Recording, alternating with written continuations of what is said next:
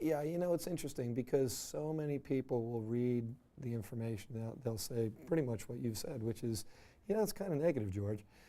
And I don't see it as being pessimistic or optimistic. I think what we try to be is realistic.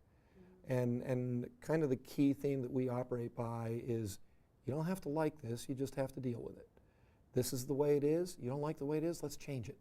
You don't like the way your life is going, let's change it. You don't like whatever. Let's take a hard look at it and figure out, well, then how do we turn things so that it works better for you and everyone else involved. The purpose of the information is to give us that perspective.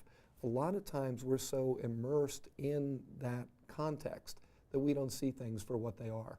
I'd written a book years ago called The Frog in the Kettle and talked about how in many ways the church is kind of like the frog in that kettle, in that we're in this culture and the culture is changing around us in many ways imperceptibly day after day after day.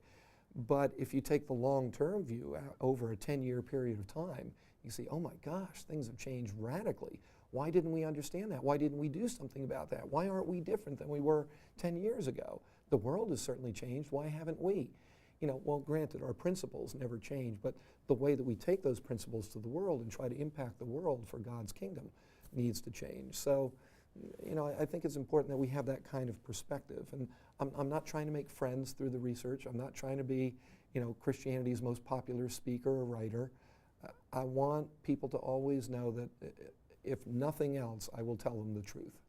And so we work really hard in our company and in our ministry to make sure that everything we do is as accurate as it can be.